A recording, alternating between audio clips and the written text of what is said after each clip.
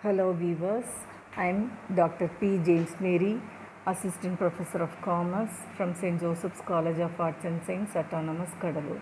In this video, let's see about SHETH model of consumer behavior. Consumer behavior models are instrumental for understanding how, when, and why your customers buy. By applying the models, an organization with its customer acquisition efforts can accurately predict who will buy their product and target the right customers at the right time. Consumer behavior models are the theories that identify consumer behavior patterns and also explain why or how they make purchasing decisions. There are traditional as well as contemporary models of consumer behavior.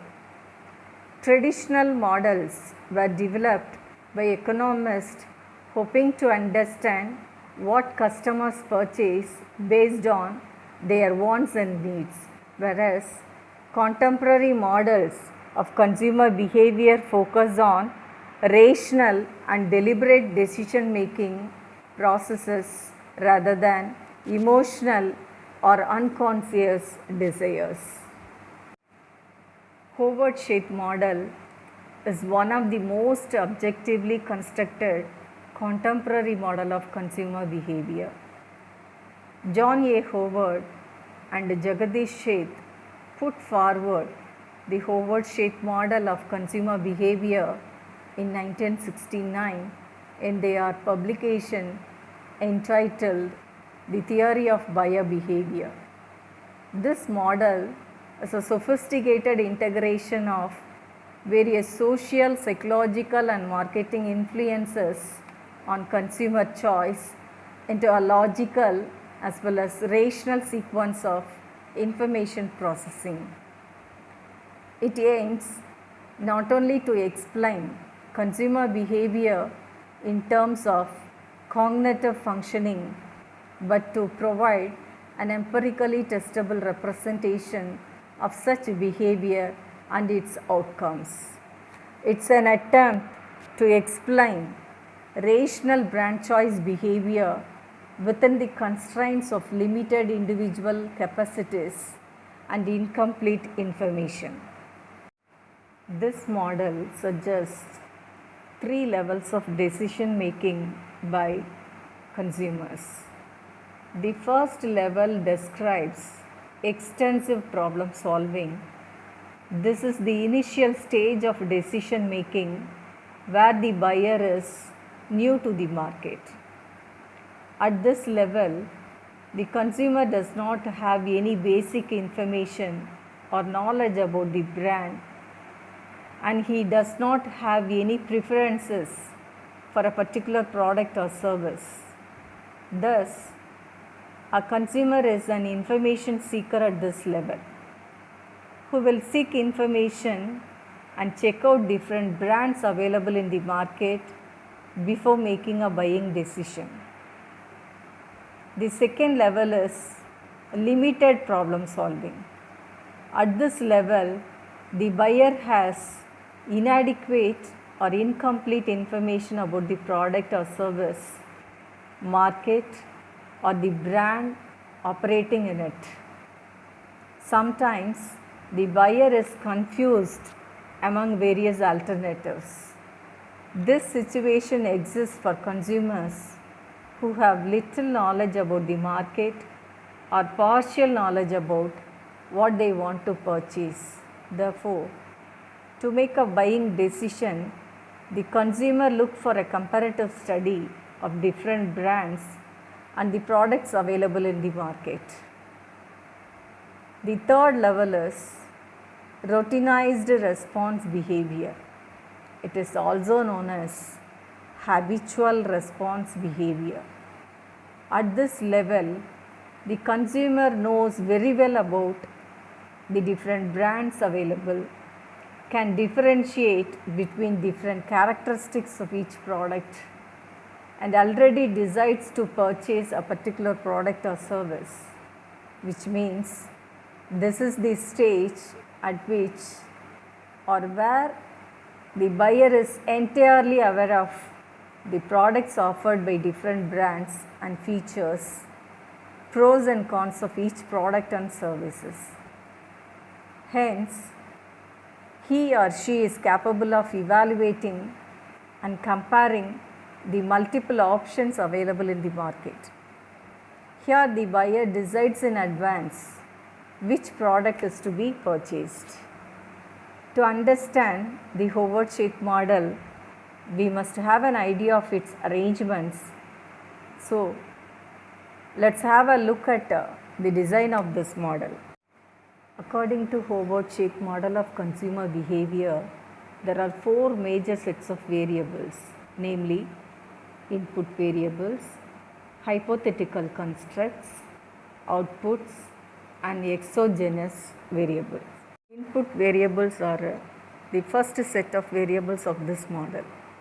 The stimulus input refers to the idea or information clue about the brand and its products in terms of product quality, distinctiveness, price, service offered, and availability. These input variables consist of three distinct types of stimuli, that is, information sources in the consumer's environment. The first information source is that significant stimuli. They are the physical traits of the product and the brand, which includes product's price, quality, availability, distinctive characteristics, and service. The second source of information is that symbolic stimuli. The marketing strategies like advertising and publicity creates a psychological impact on the buyer's perception of the product's symbolic and visible features. The marketer, in the form of product or brand information, furnishes the physical brand characteristics, that is significant stimuli, and verbal or visual product characteristics, that is symbolic stimuli. There are impersonal sources like mass media communication and advertising, over which the firm has no control. However, the information sources also include sales and service personnel who can add and help the marketing efforts of the firm. The third information source is that social stimuli, which comprises of various environmental factors which are considered as the source of information for the buyers. It is provided by the consumer social environment, which includes family, reference group, and social class. This social source is personal, and the company or the marketer has no control over this source. All these three types of stimuli provide input concerning the product class or specific brands to the specific consumer. The hypothetical constructs describe the central part of the model. It includes all those psychological variables which play a vital role in the buyer's decision-making process. It can be further divided into two categories, namely perceptual constructs and learning constructs. First, let us see about perceptual constructs. It is for those that have to do with the perception. These components define the consumer's procurement and perception of information provided at the input stage. It is an essential element since it drives the buyer's brand selection and purchases. The first perceptual construct is sensitivity to information, which means the buyer's level of understanding or openness towards the information received by the buyer. It's about how consumer receives and understands the information from the input stimuli and other parts of the model. For example, stimulus ambiguity happened When the consumer does not understand the message from the environment, it affects attention and overt search constructs. The second perceptual construct is perceptual bias. The buyer not only selectively attends to information but actually alters it once it enters his mental state. In other words, meaning of information is altered by the buyer. This aspect of perceptual process is summarized as perceptual bias. The buyer may alter the cognitive element contained in the information to make them suitable with his own frame of references as determined by the amount of information he already has stored. Most of the qualitative change in information arises because of feedback from various learning constructs like motives, attitude, brand comprehension, and choice criteria. The third perceptual construct is that search for information, which means the active seeking of information occurs when the buyer senses ambiguity of brands in his evoked set. The ambiguity of brands exists because the buyer is not certain of the outcomes from each brand.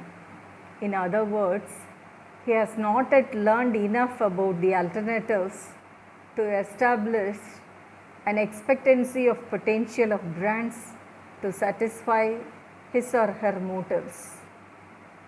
He or she may also find that two brands are equally attractive and it is undecided which one to choose. In all such situations, the buyer will search for information. The second part of hypothetical construct is learning construct. It is for those having to do with learning. The learning construct defines the buyer's knowledge, opinion, attitude, and end decision on product or brand selection. Learning constructs of a buyer includes motives. Motives are the goals of the buyer remarkable upon a buying situation, which are derived from the biogenic and psychogenic needs, wants, desires of the buyer.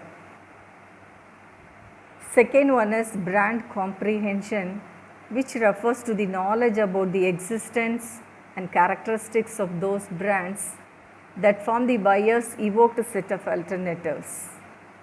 Then third one is choice criteria, which serve the function of organizing and structuring the buyer's motive. They are the buyer's mental rule or guiding principle, which he utilizes to evaluate brands as goal objects. Choice criteria are learned, and there are two broad sources of learning. They are actual experience and information from commercial and social environment.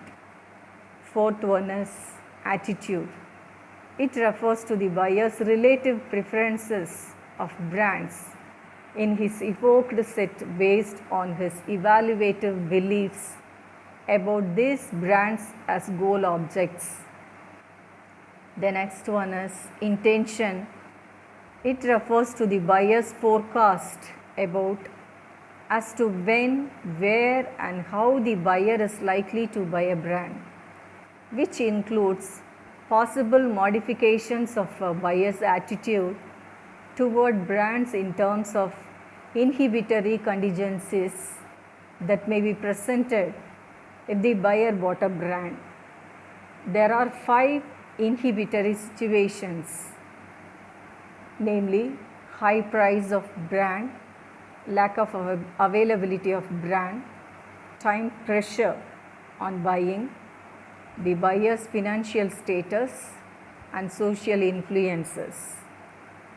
And next learning construct is confidence. It refers to the degree of certainty the buyer perceives towards a brand.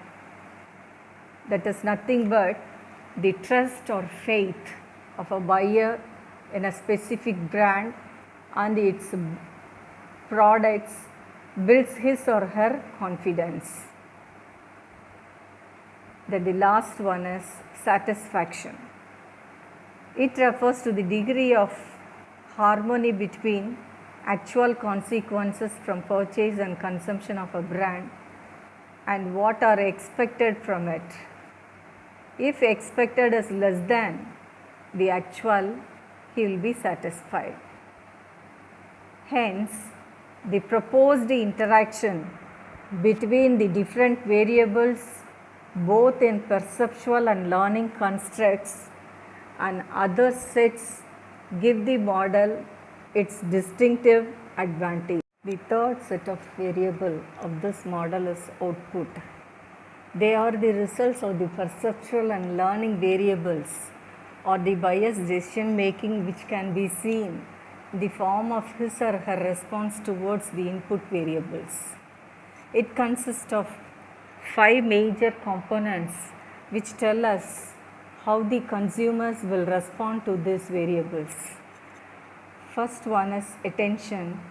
It is the response of the buyer that indicates the degree of his information intake.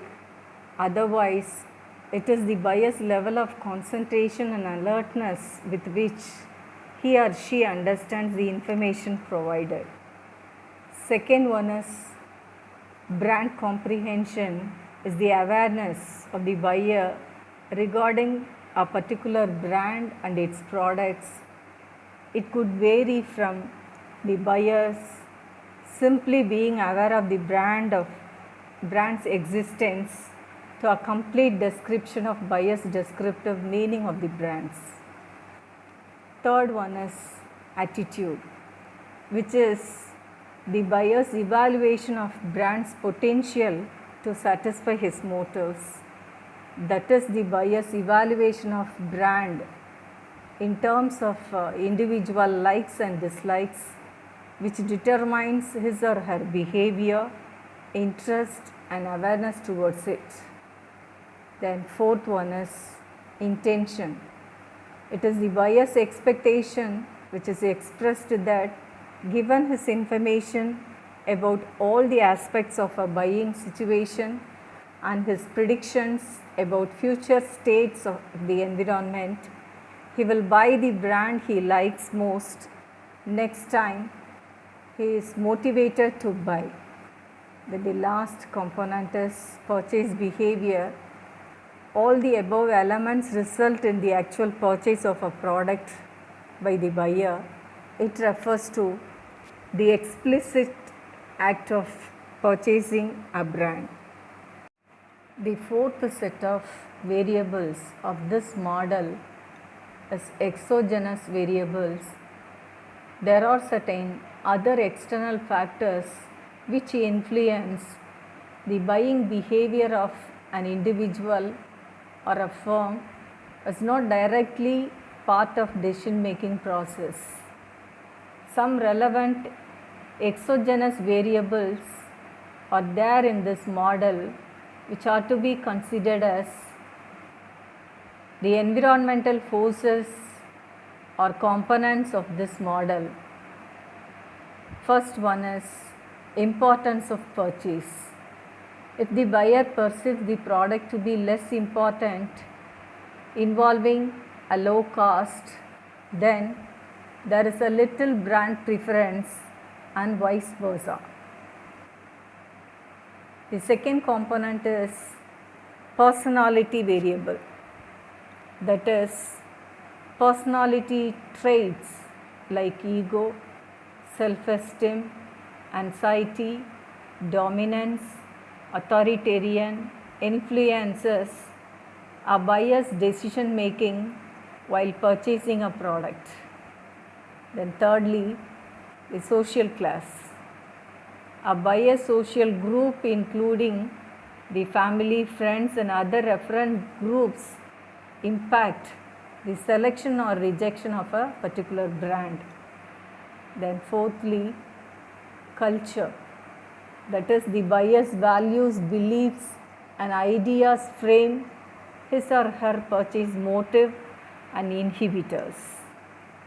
Then fifthly, the organization, which means the buyer's interaction with the social groups define their authority, status and power. The hypothetical constructs of a buyer which affected by such formal or informal communications. Then like that, time pressure is yet another factor, yet another component. In that, the buyer at times is under pressure of taking a timely decision which makes him or her to look for alternatives if the product of the preferred brand is unavailable at the moment. And at last, the financial status of the buyer, that tells about the buyer's inability to purchase a product or unaffordability restricts the buyer from buying it. After having a thorough understanding about the four major sets of variables of the Howard-SHETH model of consumer behavior, let us evaluate it. This model has added a social negotiation process and has in this respect extended the original model. In this model, it majorly emphasizes repetitive buying behavior of consumers or industrial buyers. Yet, many of the problems remains with insufficient explanation. For example, it is not clear when casual relationship occurs, how they operate, or what weight are associated with variables shown in the model. However, it is unique in its contribution of a behavioral approach to industrial buyer behavior. This model is more social in nature, that is, it considers interactions between people and incorporates them into the model. This model appears to be a powerful tool for explaining consumer behavior, especially for frequently purchased items where past experience is likely to influence future attitudes. While it works better when used to guide research on marketing of established products rather than new ones, it has been useful in planning, executing and analyzing test markets for new brands. To conclude, the major advantage and strength of this model lied in the precision with which a large number of variables have been linked in the working relationships to cover most aspects of the purchase decision, and the effective utilization of contribution from the behavioral sciences. This is an empirical approach towards understanding the buyer's mindset while purchasing a product or service. It has been intensively applied and tested to check its viability. Still, the model lacks reliability due to its dependency on hypothetical constructs which are challenging to be rationally examined. Thank you.